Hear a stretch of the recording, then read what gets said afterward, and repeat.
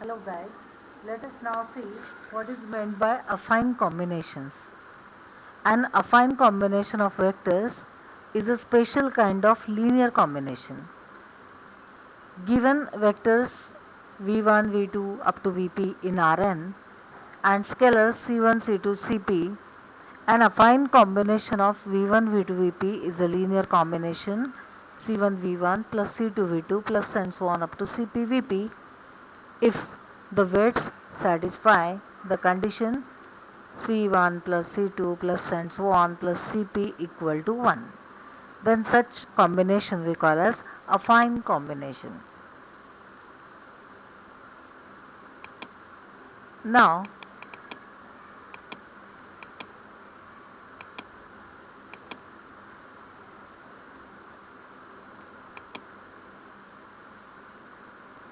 let us have one statement theorem. If you are given a point y in Rn and you want to check whether it is an affine combination of v1, v2 up to vp in Rn, then how will you go? Just go with y minus v1. You just subtract v1 from all the vectors and see whether this y minus v1 is a linear combination of the translated points v2 minus v1, v3 minus v1 and so on up to vp minus v1. So let us see one example based on this. This question asks us v1, v2, v3, v4 are given and whether y is an affine combination of these vectors or not. For that what we do is we subtract v1 throughout.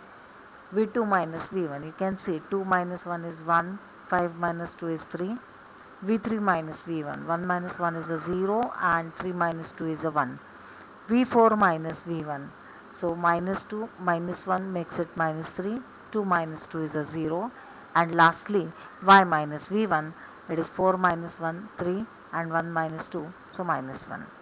Now what we'll do is we'll try to find out the scalars so that this linear combination equals y minus v1. So let us put those things within.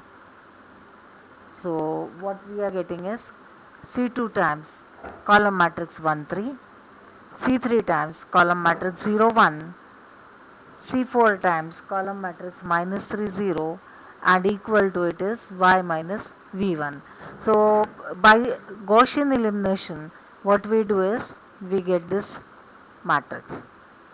1 3 is my first column, 0 1 is second column, minus 3 0 is third column and last column we should augment it 3 minus 1. We convert this to row echelon form. It becomes 1 0 minus 3 3 0 1 9 minus 10.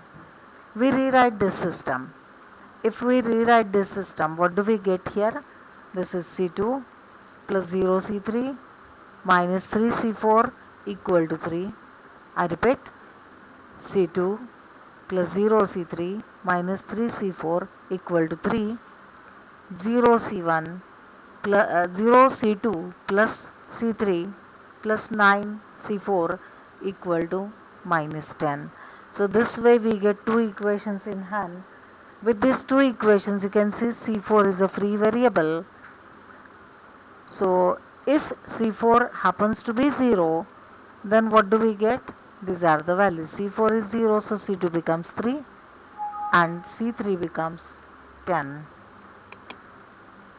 And what you observe is sum of this C1, C2, C3 happens to be,